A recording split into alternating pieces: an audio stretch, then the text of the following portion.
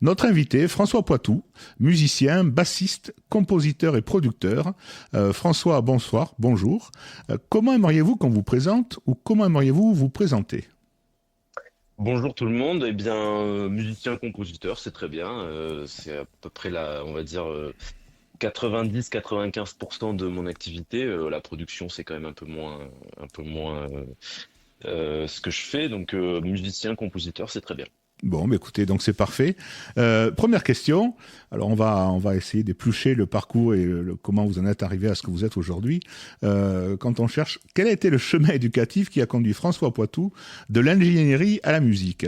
Ça, c'est une curiosité. Ingénieur Alors, puis musicien. bah en fait j'ai eu un parcours académique assez classique, hein, c'est-à-dire que j'ai fait le conservatoire à Paris et, euh, et j'ai fait aussi des études, on va dire, classiques, donc école d'ingénieur, etc. Et en fait, j'ai commencé à travailler tout en étant musicien amateur et passionné. Et en fait, il y a eu un certain nombre de choses dans dans mon activité professionnelle qui m'ont donné envie qui m'ont, on va dire, moins donné envie de continuer dans cette voie-là et de plus donner, d'aller vers la musique. Et ça, c'est, comment dire, c'est comme un petit élastique qui s'est tendu au fil des années, qui s'est tendu, et au bout d'un moment, l'élastique a sauté, et j'ai sauté le pas, et puis je suis devenu musicien. Et Voilà. c'est quoi le déclic qui a fait que l'élastique a cassé ou voilà. Oh, en fait, c'est très concret. En fait, j'ai travaillé, C'est à une l'époque, fatigue donc je morale ou travaillais. intellectuelle dans le métier, et puis une envie de faire des choses plus créatives ou qui vous Oui, et correspondaient puis, mieux. mais le déclic, ça, c'est, on va dire, c'est le truc continu, mais le déclic, c'est qu'en fait, j'ai travaillé dans la finance. Hmm. En fait, c'était la crise de 2009-2008 Ah là, oui, d'accord, ok. et ça a été, bref, il y a eu plein de trucs qui se passaient pas bien. J'ai eu l'occasion de partir de mon boulot et de faire. En fait, c'est là où, en fait, quand il y a parce qu'il y avait un plan social en fait dans mon entreprise. Et en D'accord. fait, quand on fait un plan social, c'est ce qui m'a permis, puisque peut-être qu'on va en parler, c'est ce qui m'a permis de financer ma transition. Et en fait, j'ai financé le centre des musiques Didier Locoud grâce à ça. D'accord, ok. Oui, il y a une prime de départ, ou en tout cas voilà. Voilà. D'accord. Et donc là, vous partez donc ensuite sur un choix de vous former musicalement. Mm. Exactement. Donc là, c'est le centre des musiques Didier Lockwood. Vous pouvez nous en dire plus sur ce centre? Qu'est-ce qu'il offre comme prestation? Qu'est-ce que vous avez fait? Qu'est-ce qui vous y a intéressé? Pourquoi lui? Bah, c'est vraiment un centre Excusez-moi, enfin, c'est vraiment avant ce centre, vous jouiez quels instruments? Quels étaient vos instruments de prédilection? alors je jouais de la basse électrique et de la contrebasse, je jouais les deux. D'accord. Je jouais un peu de guitare au coin du feu pour amuser les copains, mais on va dire de manière plus amateur. Mais j'avais déjà un très bon niveau en contrebasse et en basse électrique. Et en fait, le centre des musiques Didier Lecout, c'est vraiment une école professionnalisante. C'est-à-dire que c'est vraiment la dernière étape. Les gens, il y a souvent, on dit qu'il y a soit le CMDL, donc le Centre des musiques Didier Lecout, soit le CNSM, donc le Conservatoire national de Paris, Ouais, qui ouais. sont les écoles vraiment professionnalisantes. C'est-à-dire que c'est des écoles où, quand on va là-bas, c'est pour devenir professionnel. Et donc, en fait, il y a l'intérêt de cette école, le CMDL, c'est qu'en fait, il y a énormément d'intervenants extérieurs qui viennent en tant que prof. Donc, on a beaucoup, à la fois, enfin, on rencontre beaucoup de gens, beaucoup de musiciens, et on a beaucoup de sons de cloche différentes dans les cours, ce qui est très intéressant. Mhm. Et on a aussi, parce qu'avec les profs, il y a les cours, mais aussi on discute avec eux, et donc on se nourrit de leurs expériences, de ce qu'ils font. On joue. Alors, c'est ça tout l'intérêt, c'est qu'en fait ils ramènent aussi leur musique, les intervenants extérieurs ramènent leur D'accord, musique, ok. donc en fait ça permet vraiment de mettre un pied dans on va dire, la musique actuelle, jazz ou autre, hein, d'ailleurs, mais c'est vraiment, voilà, on est vraiment dans le monde C'est professionnel, quoi. immergé H24 dans la musique, Exactement, avec des exactement. sources différentes. Les études durent combien de temps? Ça se passe comment en fait? C'est 2 ans. C'est deux D'accord, ans. Alors, je sais qu'il y a une version en lien avec la fac de musicologie qui peut durer 3 ans, mais d'accord, en gros, le cursus il dure 2 ans, quoi. d'accord, ok. Et donc là, vous Voilà. avez rencontré donc des professeurs de diverses origines, diverses sources musicales. Est-ce qu'il y en a un ou deux, ou peut-être plusieurs, qui ont plus d'impact que d'autres sur votre technique de basse, de contrebasse, et sur votre vision de la musique? Alors évidemment, oui. Moi, j'avais donc en cours d'instrument, j'avais Marc Michel Le Bévillon, qui commence à avoir un certain âge, mais qui est toujours frais et pimpant et qui en fait, qui m'a vraiment, comment dire, il m'a permis d'assumer le langage mélodique dans les instruments que sont la basse et la contrebasse. À la manière un peu d'un Eddie Gomez qui vraiment phrasait de manière très mélodique en solo et en fait qui réussissait à faire vraiment chanter l'instrument quoi. Et c'est vrai que Marc Michel pour ça était très très très fort et je le salue d'ailleurs parce qu'il m'a appris beaucoup de choses à ce niveau-là et en fait quelque part il décomplexe en fait D'accord. Ouais. cette manière de par sa manière de faire en fait. Et vous diriez que votre technique avant d'entrer dans l'école et votre technique après ce cursus ont vraiment été différentes? Ah oui oui en fait Malgré le fait de que vous manière étiez, vous pratiquiez déjà un très très bon niveau, il y a vraiment une ouais. différence avant et après. Oui, oui, oui, parce qu'en fait, c'est très challenging, comme on dit en anglais. C'est-à-dire Ouais. qu'en fait, vu qu'on joue tout le temps, on joue avec des mecs très bons, on voit des mecs très bons, on joue avec le soir, on continue à jouer, à répéter avec les musiciens qui sont là, parce qu'il y a plein de salles disponibles, etc. Et donc, en fait, c'est vraiment une sorte d'émulation constante qui permet de vraiment de passer un niveau supérieur. Ouais, c'est comme un joueur, un très bon joueur de tennis et le pro. Enfin, vous pratiquez tellement, tellement souvent et avec tellement de gens que finalement le niveau s'en ressent et Bien sûr, la ouais. technique s'en ressent. Et ça vous a donné aussi cet esprit de peut-être de jouer en groupe ou vous l'aviez avant ou comment ça? Moi, avant, j'avais déjà ce truc-là j'avais déjà mes petits projets jazz à moi, j'avais déjà envie de composer des morceaux et jouer en groupe de toute manière, c'est quasiment, quand on est musicien, c'est quasiment le premier truc qu'on fait, hein, même quand on a 12 ans et demi, Hmm. on a envie on a envie de jouer avec des gens, on a envie de monter un groupe. Moi, c'est comme ça. Moi, j'ai vraiment commencé la musique comme ça. C'est-à-dire que j'ai pas joué quand j'étais vraiment enfant. J'ai commencé très jeune ado. Et très jeune ado, c'était vraiment, on avait des guitares et C'est on pour les jouait entre copains, quoi. copains. Voilà, c'est avec les Ouais, copains. voilà, Hmm. exactement, exactement. Et la basse, vers quel âge? Bah la basse, en fait, j'ai commencé par la basse électrique justement parce qu'en fait, on jouait entre copains et Et il on en manquait? était fans. Et il en manquait, on était fans de jazz rock Hmm. et des Red Hot Chili Peppers Ouais, d'accord. où il y avait un bassiste très très renommé et très bon. Et donc moi, j'étais très content de faire de la basse et ça a commencé comme ça. Et voilà, ça a commencé vraiment dans la chambre de mon meilleur pote où il avait une guitare et moi j'avais ma basse et on faisait des morceaux ensemble. Je devais avoir 11 ans et voilà quoi. Et à 11 ans, vous composiez? Non, c'était juste, je Non, non, rejouais non. des. Ouais. Ouais, voilà. À 11 ans, on essayait de faire comme les grands, quoi. Et quel a été, je veux dire, au niveau technique, quel a été le moment où vous avez senti que ouais, j'ai les moyens de le faire? Je peux devenir ce que j'ai envie d'être. Hum, ah, c'est une bonne question, ça. C'est vrai que quand on... Bah, il y a certains morceaux à la basse électrique, parce qu'en fait, il y a une sorte de dieu vivant de la basse électrique, enfin, pas vivant, pardon, de Dieu qui n'est plus vivant, qui s'appelle Jaco Pastorius, qui a un peu été la star des années 70-80, bon, qui a eu une fin un peu tragique, mais en fait, c'est un peu pareil, ce que je disais sur Marc Michel, c'est pareil, c'est un gars qui a un peu emmener la basse quelque ailleurs, quoi, là où elle était, puisqu'en fait, il avait vraiment une vision très mélodique, mais à la fois très groovy aussi. Il a enfin, il a fait des albums solo où il faisait des trucs avec sa basse électrique que personne n'imaginait quasiment Hmm. faisable. Et c'est vrai que au final, quand on travaille ces morceaux-là et qu'on réussit à les jouer, on se dit, ah ouais, en fait, j'y arrive, quoi. Ouais, Et parce que c'était c'est quand vrai même que un là, virtuose. C'était quand bah même voilà. le dieu vivant à l'époque, de son vivant. Bien sûr, bien C'était sûr, ah, bien sûr. le virtuose absolu. Hmm. Tout à fait. Et en fait, quand on réussit à jouer Donali, joué par Jaco Pastorius, donc le morceau de Charlie Parker, c'est en ouverture de son premier disque, il joue Donali, qui est un thème de bebop, Ouais, et il le joue à la basse électrique, juste basse électrique et congas. d'accord. Quand on réussit à faire ça, bah c'est vrai qu'on se dit ah, c'est pas mal quand même.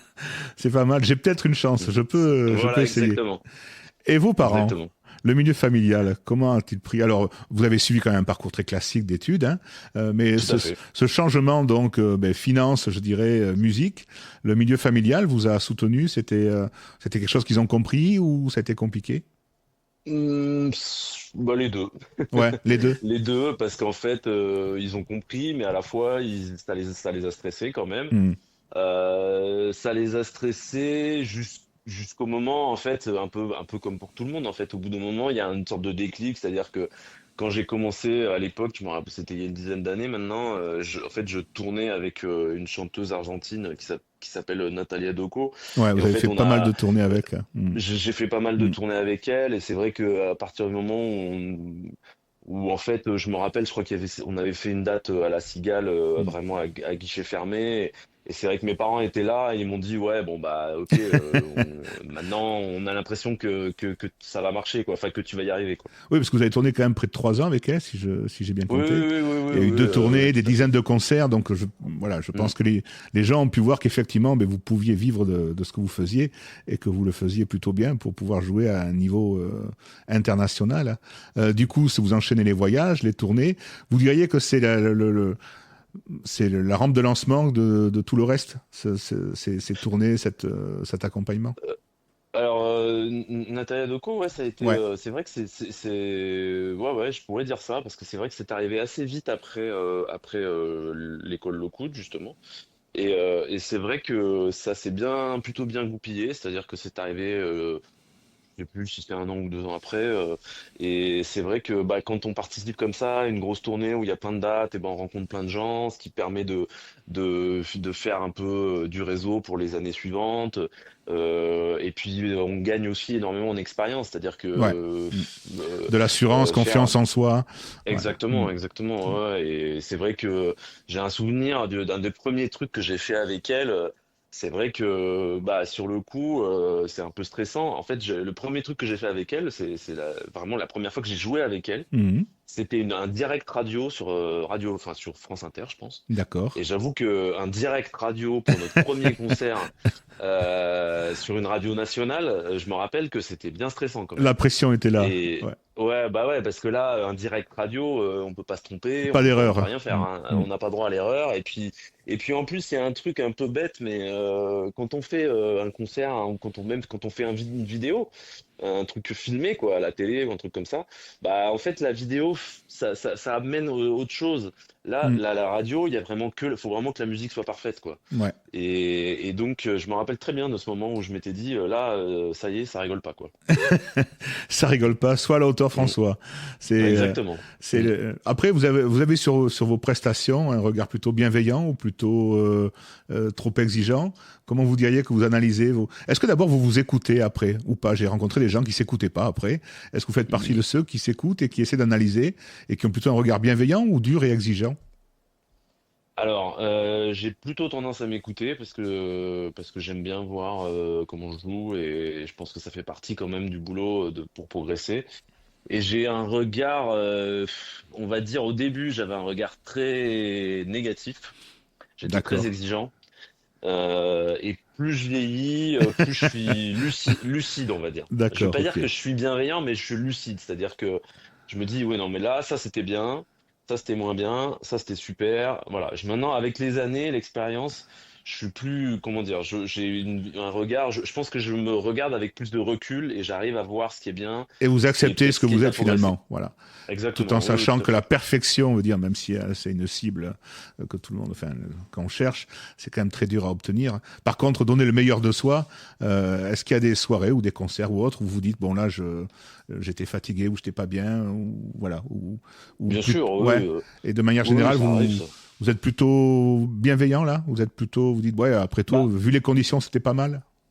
Bah, en fait, ça, voilà, ça dépend aussi des conditions. C'est-à-dire que si on se dit, bon, là, tout était parfait et j'étais en forme et machin et j'ai fait n'importe quoi, bon, bah là, on se dit, ça va pas. Ça va pas du tout. Ouais. François, Si, reprends-toi. ouais, exactement. Si il y a un certain nombre de circonstances, Si c'est le quatrième concert et qu'on a fait trois concerts super et qu'au quatrième on a commencé un peu à tirer la langue, bon bah Ouais. voilà, ça arrive, hein. Ouais, Ça arrive. on est que des Mm. humains finalement, hein. La, Exactement, la exactement. fatigue. Si je m'abuse, avant, vous avez créé le Quartet Jazz, Yovo. Mhm. Oui. Vous pouvez nous en dire plus? Alors, avec qui et comment est venue l'idée? Qu'est-ce qui s'est passé? Parce qu'il y a Alors en quand même eu fait, ensuite, si j'ai bien compris, une centaine de concerts, ouais, deux ouais, ouais, albums on a fait un. autoproduits. Enfin, voilà, il y a eu des belles choses. Ça a, C'est arrivé comment, en ça a- fait?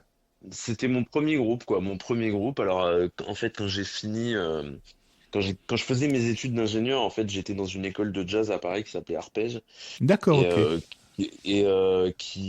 dans lequel j'ai rencontré un certain nombre de musiciens. Et en fait, c'est un groupe que j'ai créé avec ces gens-là. Et en fait, c'est là où j'ai commencé à faire mes premières compos, mes premiers trucs, mes premiers enregistrements perso, quoi. C'était D'accord. là, on a fait deux disques autoproduits et donc on a fait un paquet de concerts. Ouais. Alors c'était vraiment dans des petits clubs, même des petites kermesses. On a vraiment fait des trucs petits, quoi. Mais Très c'était le intimiste, des début, petites c'était, salles. ouais, Mm. ouais, exactement. Alors il y a quand même une histoire assez drôle avec ce titre de groupe, avec ce nom de groupe, parce qu'en fait, en fait, Yovo, ça veut dire blanc en béninois. D'accord. Et en fait, D'accord. je suis allé bref, c'est ma compagne qui a une très bonne amie béninoise. En D'accord. fait, on était allé à son mariage au Bénin. D'accord. Et au Bénin, quand on est blanc et qu'on se trimballe dans les rues, tout le monde vous appelle Yovo, Yovo. D'accord, Et ok. en fait, je suis rentré en France et je me suis dit, ah tiens, c'est marrant, pour un nom de groupe, c'est assez rigolo. Ça pète aussi, ouais, tout à Et, fait. et donc, on a gardé ce nom-là parce qu'on trouvait ça marrant. Et en fait, pour la petite histoire, ce nom, en fait, ce qui s'est passé, c'est que pour ce groupe, j'ai créé une asso parce que parfois, on a besoin pour faire des factures, des machins, on a besoin Ouais. d'asso. D'accord. Et donc, l'asso, ça s'appelle Yovo Music. Et en fait, c'est resté. J'ai gardé la même asso. Le groupe n'existe plus, hein. Le batteur, Ouais. maintenant, il joue avec Sarah McCoy, il joue avec Mm. plein de gens. On se recroise, mais on joue plus ensemble. Mais on est resté très copains, hein. Et en plus, il y a le saxophoniste, pareil, je le vois plus, mais on se recroise parfois. Et en fait, j'ai gardé l'asso pour faire mon label, en fait. Parce que, comme vous avez parlé tout à l'heure du fait que je produisais aussi mes disques, Ouais, tout bah, en à fait, fait. mon label s'appelle Yovo Music, du nom de mon premier groupe, en fait. D'accord. Et Voilà. j'ai vu accoler à Yovo Music Inouï Distribution. Ça fait Oui. Bénin et ça fait Ah, Esquimau. C'est vraiment oui, oui. le multiculturel et les antipodes. Ouais, ouais, bon, après, Inouï, je sais pas d'où vient leur nom, puisque c'est le distributeur de mon dernier disque. D'accord, ok. Ils sont très bien, d'ailleurs, mais par contre, je sais pas d'où vient leur nom. Ça, je D'accord, sais pas. ok. Donc ce quartet, ça a été quand même aussi une manière de rentrer dans le milieu professionnel, le monde Tout à fait, ouais. professionnel. Vous en Mm. avez, si vous avez, quelle leçon vous en avez tiré finalement, avec le recul ou qu'est-ce que voilà, qu'est-ce que ça vous a appris sur vous, Bah, sur le ce que, travail avec les autres, sur les gens? ce que ça m'a appris, c'est déjà, tout à l'heure, vous parliez euh, à quel moment vous vous êtes dit, ah ouais, j'ai peut-être une chance de me défendre dans ce milieu. Bah, Ouais, c'est vrai que, en fait, avec les gens de ce quartet, ouais, bah, le batteur est devenu professionnel avant moi. Et d'accord, donc, ok. en fait, je l'ai vu devenir professionnel. Donc, moi, je me suis dit, ah oui, je joue avec quelqu'un qui y arrive. Il n'y a pas de raison que j'y arrive pas. Voilà, le saxophoniste était déjà professionnel. Et lui, lui, c'était vraiment, il s'appelle Boris Blanchet, c'est Hmm, un très, très, très, très bon saxophoniste ténor, très coltrénien, avec un énorme son. Et lui, c'était plus au niveau de la composition, c'est-à-dire que lui, c'est quelqu'un qui avait plus d'expérience que nous, il était un peu plus âgé. Et en fait, quand je ramenais des compos, bah, je me rendais compte qu'il trouvait pas ça pourri, quoi. Et je me suis dit, ah ouais, en fait, mes compos de jazz, elles ont du sens, quoi. Et d'accord. donc, ça a été une sorte de validation De par des miroir pairs, de entre ce que vous guillemets. faisiez, c'est du bon, Exactement. voilà. Tout à fait. Et ça fait deux ou trois fois que vous prononcez le mot là. Cette Mhm. source jazz, d'où elle vient? Oui. C'est la famille, c'est les amis, c'est vous. C'est Alors, bah, vous vous allez avez la parlé de mes chercher parents. où? Jeune, moins jeune? Ouais, ouais. En fait, vous avez parlé de mes parents tout à l'heure, et en fait, mes parents, ils m'ont apporté un truc, c'est ça. C'est-à-dire que ils étaient pas du tout musiciens, ils étaient amateurs de musique, enfin et voilà, je sais pas à quel niveau, mais amateur de musique. Et en fait, quand j'étais enfant, on allait en vacances dans le sud-ouest chez mes grands-parents et tous les ans, on allait au festival de Marciac. D'accord, ok, Et donc, d'accord. Ouais. tous les ans, j'ai des Donc c'est le jazz. souvenirs Mm, d'aller. mm. Voilà. Et donc, on allait à Marciac. Et en fait, j'y suis allé, je sais pas, quasiment 10 fois d'affilée. Et jusqu'à mon adolescence, justement, où là, je commençais à jouer de la musique. Et donc, j'ai vu des concerts incroyables là-bas. Et c'est vrai que c'est hyper, il y a un truc hyper fascinant, en fait, de voir ces gens qui jouent une musique où ils improvisent, où ils font des solos, Mm. où ils ont une virtuosité assez hallucinante sur leur instrument. Donc c'est de là que ça vient, quoi. D'accord, ok. Et juste là, on va parler de l'instrument. Mhm. La relation artistique à la basse électrique, en fait, qu'est-ce qui vous a plu dans cet instrument? Qu'est-ce qui vous a plu? Qu'est-ce qui vous a entraîné? Qu'est-ce qui vous a fait persévérer? Alors, moi, Et le type de dans la matériel, vie. alors ça sera pour les gens qui connaissent déjà bien. Moi, j'y connais rien, mais je Mhm. pose la question. Vous utilisez quel Mhm. type de matériel? Alors, à travers les années, j'ai changé un peu. Aujourd'hui, je suis sur du très, très, très, très, très standard, même si c'est de la très bonne qualité. C'est-à-dire que j'ai une Fender Jazz Bass américaine et une précision. Pareil, précision, une Fender Précision. C'est vraiment la précision sur laquelle je joue le plus. Parce qu'en plus elle est vintage, elle est super, elle sonne vraiment. C'est une basse qui date de 76. Ah oui, d'accord. Donc elle a un certain âge, une certaine, comment dire, le vernis a un petit peu vécu, mais c'est joli. C'est presque une relation de Et couple. C'est ah, une. tout à fait, tout à fait. c'est- Et donc, ça, c'est pour le matériel. Moi, je switch entre les deux et je trouve que avec les deux, j'ai quand même un gros panel en termes de son. Après, il y a des trucs, il y a des certains sons sur lesquels il me faudrait d'autres basses, mais Hmm. on va dire que ça m'est jamais. Enfin, pour l'instant, j'en ai pas vraiment eu besoin. Et Ouais, ce puis que vous voilà, vouliez mais faire, vous pouvez l'y faire, voilà, avec les instruments. voilà, Hmm. exactement. Exactement. Et donc la relation avec cet instrument, alors c'est marrant parce que moi je pense que dans la vie, parfois on fait des choix, je sais pas comment dire, par hasard ou pas par hasard, enfin Est-ce que le voilà. Et hasard puis en existe? fait, ouais. Et en fait, ce que je pense que ce qui compte, c'est pourquoi on continue en fait, pourquoi on Oui, insiste. exactement. C'est pour ça que je vous pose la question. Et, Qu'est-ce qui vous a fait que? et ben en fait, je pense que ça a été un peu par hasard, comme je vous ai dit, Hmm. quand j'étais ado, parce que voilà, mon pote il faisait de la guitare, je me suis dit, ah bah tiens, je vais faire de la basse. Mhm. Et puis si j'ai insisté, c'est parce qu'en fait, je trouve que dans un groupe, c'est une position dans laquelle je me sens assez bien. D'accord. C'est-à-dire on pose les fondations du truc. On a une vision à la fois très très globale en fait sur le groupe. C'est-à-dire que les fondations de l'harmonie, c'est nous qui gérons ça en fait. On joue D'accord, les ok. accords, le pianiste il va jouer un peu au-dessus. Nous on pose les bases. Et je trouve que cette position où en fait on a une sorte de position un peu en recul tout en étant évidemment dans la musique, hein, Hmm.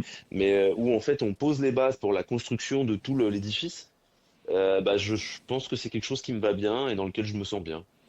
C'est parfait, ça amène Voilà. ma prochaine. Mm. Comment vous décrirez votre rôle dans un groupe en tournée ou avec une chanteuse?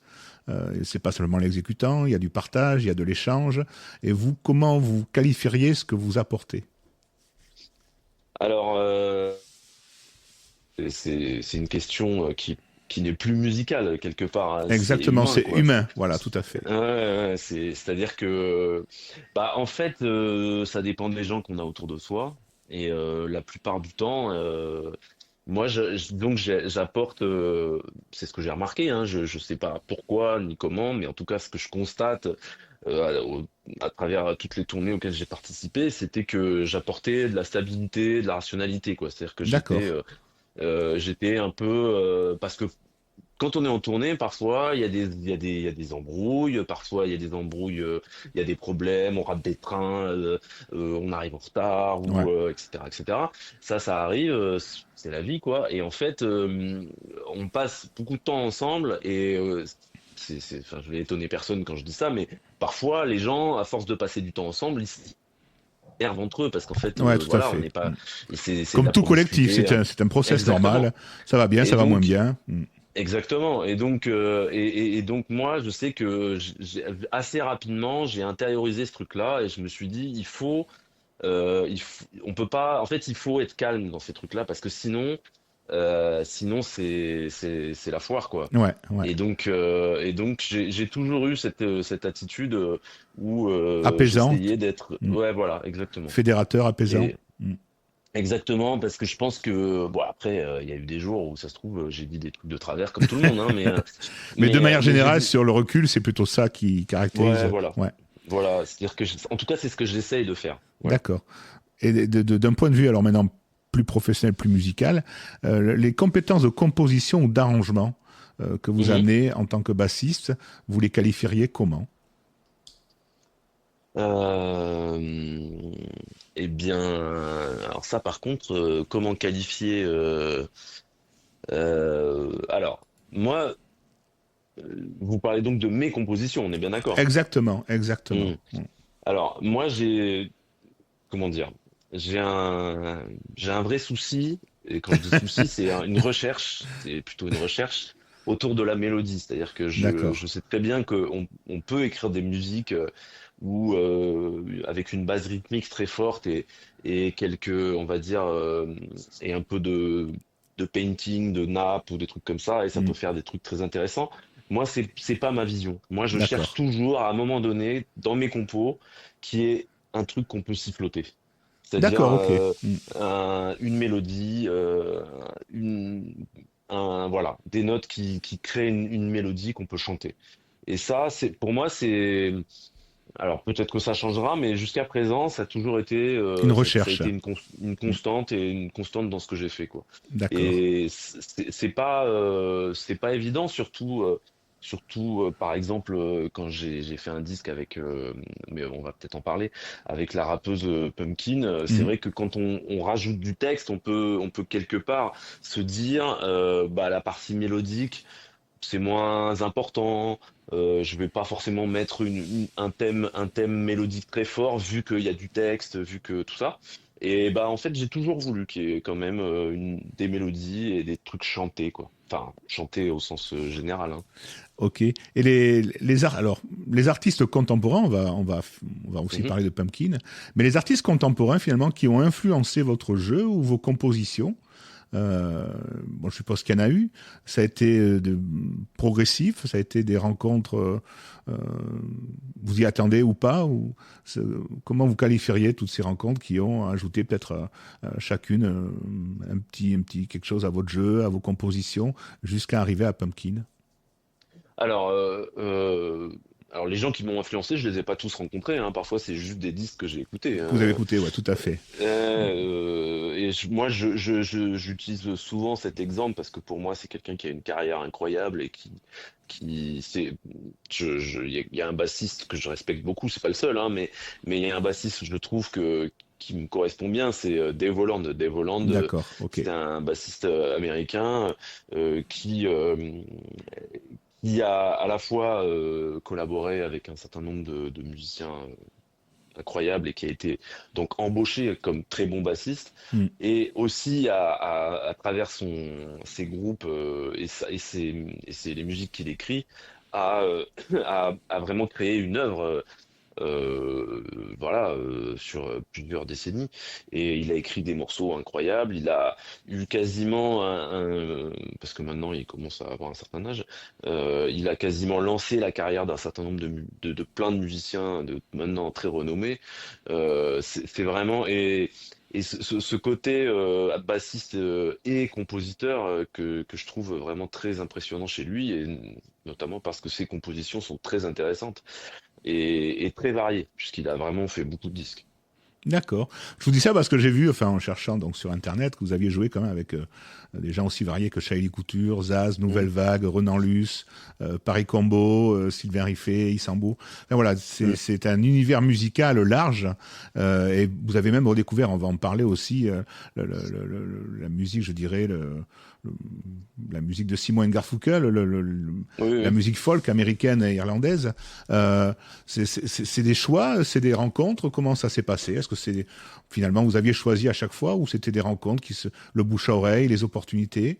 Vous diriez que c'est plutôt comment ce déroulement? Alors, dans la musique, c'est beaucoup le bouche à oreille Le et bouche les à oreille, ouais. opportunités.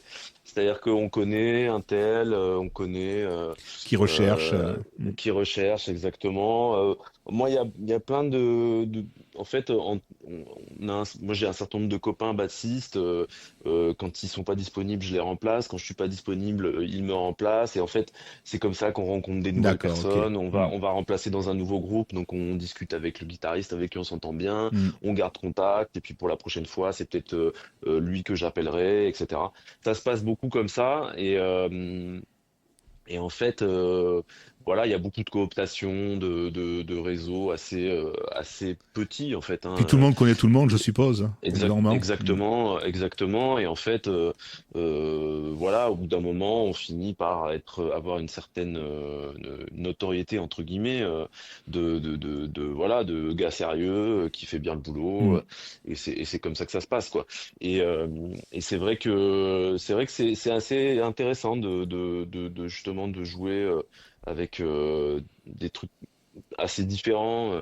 Vraiment, ça m'a amené. C'est marrant que vous avez cité ce groupe Paris Combo parce que Hmm. Paris Combo, j'écoutais ça quand je me rappelle très bien, j'avais écouté leur premier disque. Je crois, j'étais au lycée, je crois, et j'avais trouvé ça super. Je me rappelle, j'étais avec un copain, on avait écouté ça à la Fnac. Je me rappelle, j'avais trouvé ça super et j'avais écouté le disque. Bref, je crois même que je l'avais acheté ou offert à mes parents, je me rappelle plus. Et je me suis retrouvé à jouer sur scène avec eux. Et donc c'est vrai que Un rêve de gosse. ouais, un peu, ouais, Ouais. ouais, bah, en fait, David Lewis, le trompettiste, il a un moment donné dans un morceau que j'adore d'ailleurs, qui s'appelle Sous la Lune, il a un solo de trompette où il joue dans un saladier rempli d'eau. Et donc en fait, ça fait le son de la trompette avec D'accord. des petites bulles. Et en fait, quand on avait écouté ce passage avec des copains, on se disait mais comment il fait ce son? Comment On il arrive à comprend faire ça? pas. Ouais. Comment il arrive à faire ça? Et en fait, un jour, je me suis retrouvé sur scène avec lui qui faisait ça. Et je me suis dit, c'est quand même incroyable. Je me retrouve à jouer le truc où quand j'étais ado, je me demandais comment il faisait, quoi. Et là, ça y est, je vois, il joue dans un saladier d'eau, en fait. C'est Voilà. exactement un saladier en plastique dans lequel ils mettent un micro et tout. C'est assez incroyable à voir. Ok. Et l'année 2020, alors l'année 2020, c'est une année particulière parce qu'en fait, mais François Poitou, il décide d'explorer un nouvel univers, le rap, avec la rappeuse Oui. Pumpkin. Comment est née cette collaboration? Elle aboutirait à un album, un Rome Complexe en 2022. Et puis après, il y a des dates de concert. Et vous nous parlerez peut-être d'une suite en 2026. Mais la collaboration, comment s'est fait la rencontre? Alors en fait, c'était une idée que j'avais dans la tête depuis un certain nombre d'années. C'est-à-dire que moi, j'écoutais du jazz, j'écoutais plein de trucs quand j'étais môme, mais aussi j'écoutais du rap. Et D'accord. j'étais un grand fan enfin, je suis pas très original, hein, de NTM et de IAM. Ouais. Et en fait, je me disais, peut-être qu'un jour, je pourrais écrire des morceaux dans lesquels on pourrait rajouter du texte et il faudrait que j'invite un ou une rappeuse. Et bah, en fait, l'année du Covid, ça ne vous a pas échappé, on a eu du temps pour réfléchir. Donc en fait, je me suis dit, tiens, je vais écrire des morceaux et je vais commencer à contacter des gens en fait. Et ça s'est fait. Voilà, j'ai contacté une personne qui m'a dit oui, ça pourrait être bien, mais contacte telle personne.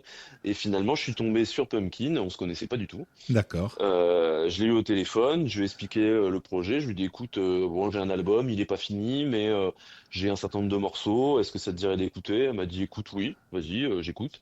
Je lui ai envoyé des trucs, elle m'a dit ouais j'aime bien le projet. Et en fait ça s'est fait petit à petit, c'est-à-dire que comme dans une relation humaine, en fait au début on Ouais. se connaît pas trop, Chacun donc se en fait découvre. Hein. Mm. exactement, donc la confiance se crée petit à petit. Moi, elle habite Nantes, donc je suis allé à Nantes, je lui ai fait Ouais. écouter mes trucs, elle m'a fait écouter des textes, elle a commencé à écrire des textes dessus. J'ai trouvé ça super et in fine, on a fait un premier album qui est sorti donc fin 2022. Un Rome complexe, Euh, c'est ça? exactement, ouais, Pourquoi un ouais. Rome complexe? C'est quoi? C'est Euh, le. alors en fait, Arôme Complexe, c'est une histoire qui est à la fois, je sais pas comment dire, simple et rigolote. C'est en fait c'était pendant le Covid, donc. D'accord, Et pendant le Covid, en fait, je commandais du vin sur Internet. d'accord, Et je me rappelle, je lisais les descriptions des différents bouteilles de vin qu'il y avait, et je regardais ça. Et donc je lisais, je me disais, voilà, tiens, pourquoi pas celui-là, tiens, pourquoi pas. Et sur un des trucs, il y avait écrit arôme complexe d'accord. pour décrire Le le vin, vin. Et je me d'accord. suis dit, ah tiens, c'est marrant ces deux mots ensemble, je trouve Ouais, ça sonne bien, c'est rigolo. Et en fait, j'en ai fait un titre de morceau. d'accord. Et d'ailleurs, d'ailleurs, sur ce titre, en fait, Pumpkin fait tout un texte autour du vin. Et en fait, c'est devenu le nom de l'album par la suite, quoi. D'accord, ok. Et donc voilà, à la base, c'est vraiment un truc que j'ai vu sur Internet en achetant du vin, quoi. C'est pour du vin, d'accord, ok. Mhm. Et donc cet album, là, cette collaboration, c'est combien de titres, c'est combien de temps, enfin, de travail? Alors, combien de temps de travail? C'est dur de dire parce que c'est sur plusieurs. Ouais, c'est sur un an, on va dire. C'est Hmm. sur un an, mais on va pas faire que ça. Et évidemment, il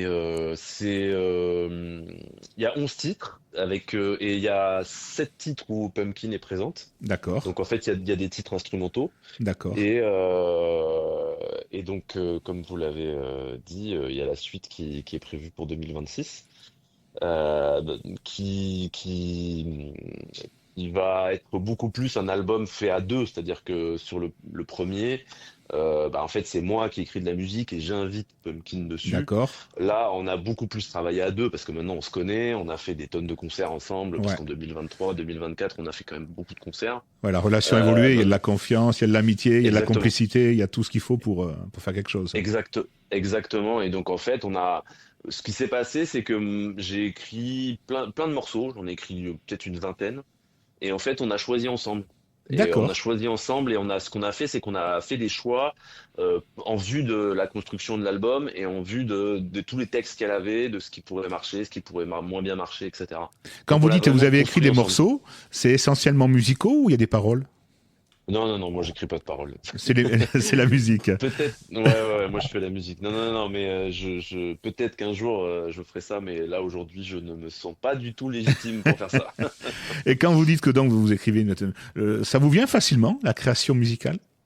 Ou vous travaillez, je veux dire, vous vous dites, allez, aujourd'hui, 8h midi, 14, 18, ou toute la journée, ou alors c'est au gré des jours, vous picorez des idées, des morceaux dans la tête. Comment vous travaillez ces morceaux? Alors, en fait, c'est un peu les deux. C'est-à-dire que, en fait, quand il y a des idées, il faut les noter. Enfin, moi, c'est comme ça que je travaille. Ouais. C'est-à-dire que quand j'ai des idées, des trucs, mais ça peut être 4 notes, comme 16 mesures avec des accords, une mélodie, D'accord. etc. Moi, je prends beaucoup de notes, mais je pense que tout le monde fait ça, hein. Je prends des notes, c'est-à-dire que parfois même c'est un enregistrement sur mon téléphone, hein. Je peux chanter un truc. D'accord, ok. En fait, dès que j'ai des idées, Y j'essaie de compris les en pleine noter nuit, parce que ça vous arrive? En pleine nuit, de vous lever, de vous dire, oh, ça c'est chouette. non, non, Non? non, non, non, non, non, non, n'exagérons pas. Non, non, ça m'est jamais arrivé. Peut-être que ça arrive à certaines personnes, mais moi, ça m'est jamais arrivé, non. D'accord. Mais donc, en gros, je note les trucs et je me dis, on sait jamais, ça servira. Et force est de constater que Ça parfois sert. ça sert. Et puis il y a des phases où comment dire, on est plus contraint, c'est-à-dire que là, voilà, faut que j'écrive des morceaux parce qu'il y a l'album avec machin qui arrive, etc. Donc faut que j'écrive des morceaux. Et là, justement, c'est le moment où on ressort un peu les idées qu'on a eues, on réfléchit, on se demande où on veut aller. Et, comment dire, comme je vous ai dit, avec l'âge, je finis par être un tout petit peu lucide et serein et sur mes C'est la compétences sagesse. exactement. Et je dois admettre que j'y arrive plutôt facilement. C'est-à-dire que D'accord, ok. j'écris, j'ai rarement le syndrome de la page blanche, etc. J'écris des trucs. Alors après, tout n'est pas parfait, hein, Hmm. évidemment. Mais, Mais c'est euh, mais plutôt fluide et ça arrive plutôt facilement. ouais, voilà. J'ai souvent des trucs à dire, en fait. Ce qui est plutôt bien, pourvu que ça dure. Voilà. Et en général, les morceaux, c'est des morceaux qui finissent par faire combien de minutes? Alors ça, honnêtement, c'est impossible de savoir. Bon, Parce qu'en sur fait, les albums, entre un morceau musical, c'est quoi? C'est 2 minutes, 3 minutes?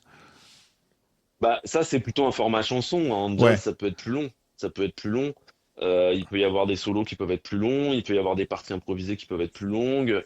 Et en fait, la longueur des morceaux, ça dépend aussi de ce qu'on en fait quand on va le confronter quand on le joue avec des gens. D'accord, C'est-à-dire que ok. moi, je ramène un morceau. Alors, c'est sûr que quand on écrit, on va dire, une partie instrumentale par exemple, pour un truc de rap ou un morceau de rap, etc., où il va y avoir couplet, refrain, bon, bah là, on sait à peu près ce qui va se passer. Hmm. Mais à partir du moment où on considère que les instrumentistes avec qui on va jouer, on va leur laisser une possibilité de faire un solo à tel endroit, que à la fin, il va y avoir une sorte de coda un peu improvisé, Hmm. bah en fait, on peut découvrir en répétant, on peut se dire, ah non, mais ça, en fait, c'est super, il faut que ça dure plus longtemps. Et D'accord, donc, en ok. fait, le Hmm. morceau, il prend 2 minutes de plus, quoi. Hmm. En fait, mais ça, pareil, enchaînement, là, vous me facilitez la Mm. tâche, décidément.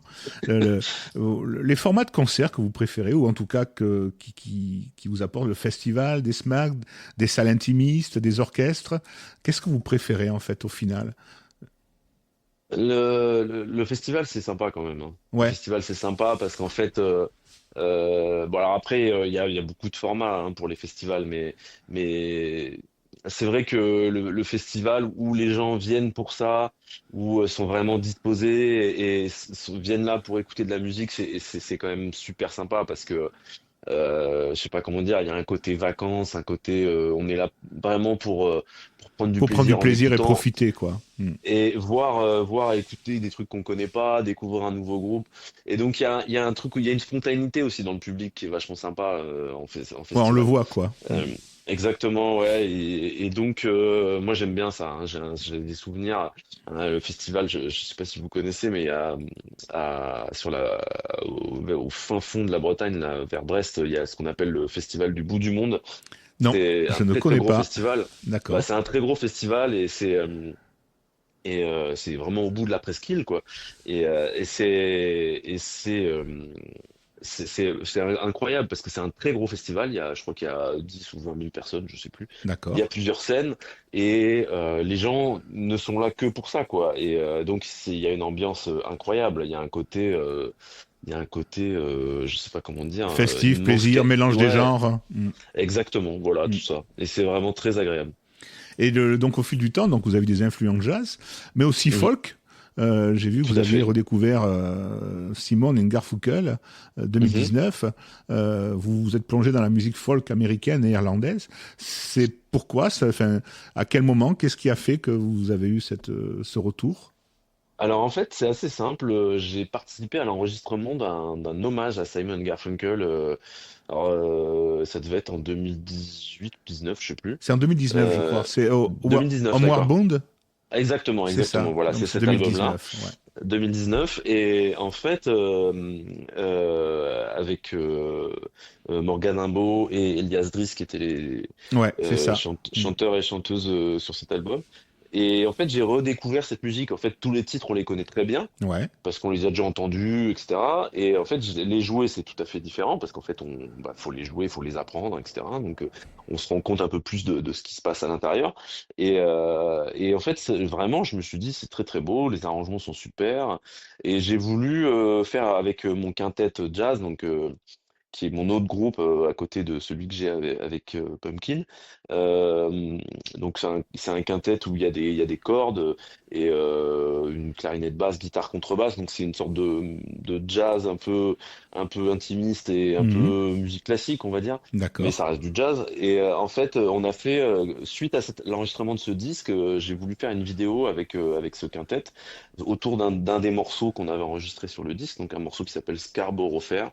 D'accord. Et en fait, ce morceau et cette première expérience m'a donné les idées pour en fait, l'album suivant. C'est-à-dire que Vous avez intégré des l'album morceaux qui est folks dans votre répertoire. Exactement, D'accord. exactement. C'est ça qui s'est passé. Et en fait, j'ai réécouté plein de trucs. Alors, ça a pris beaucoup de temps, hein, puisqu'entre-temps, j'ai fait l'album avec Mm. Pumpkin, il y a eu le Covid, etc. Donc, moi, j'écoutais des trucs, j'avais des idées. Et en fait, oui, en 2025, puisque l'album, il est sorti cette année. Et ben, en fait, on a donc, en fait, l'album, on l'a enregistré en 2024, évidemment. Ouais. Et c'est All Donc, Fox, c'est ça? Exactement.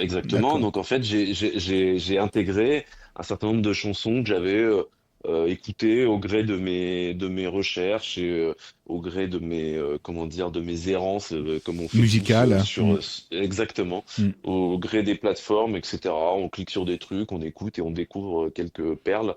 Et donc j'ai découvert et conservé quelques perles et j'ai écrit des arrangements pour pouvoir les reprendre avec mon groupe en fait. D'accord, ok. Voilà. Écoutez, c'est gentil. Il reste 1 minute 30, même moins. Quel est le projet 2026, François Poitou, 2026? Eh bien, 2026, c'est le deuxième album avec Pumpkin qui va Pumpkin. sortir, voilà, qui va sortir en mars. Voilà, on a 11 nouveaux morceaux. C'est la même équipe. Alors, l'album est très différent, comme je l'ai dit, puisque on n'a pas travaillé de la même manière. Il est plus rap. Enfin, Pumpkin prend plus sa place dans De ce disque. rappeuse. Mm. Voilà. Et ça va être ça. Et donc, et des concerts avec elle. Et je continue avec Nouvelle Vague, avec un certain nombre de groupes, à tourner aussi en France et même dans le monde, hein, puisque Nouvelle Vague, ça tourne dans le monde entier. Ouais. Donc, Eh bien, écoutez, merci pour cette émission, François. Merci beaucoup. merci à vous. Merci à tous et à toutes d'avoir écouté. L'émission, vendredi matin, vous l'aurez. François Poitou, on peut vous trouver donc sur votre site, parce que j'ai vu que vous aviez un site, une Oui, page tout à fait. Facebook et Instagram et YouTube. Mm, Voilà. Donc les exactement. gens qui veulent découvrir un peu plus François Poitou, faites-vous de plaisir et partagez sans modération. Merci François, merci à tous et à Merci à toutes. vous. À très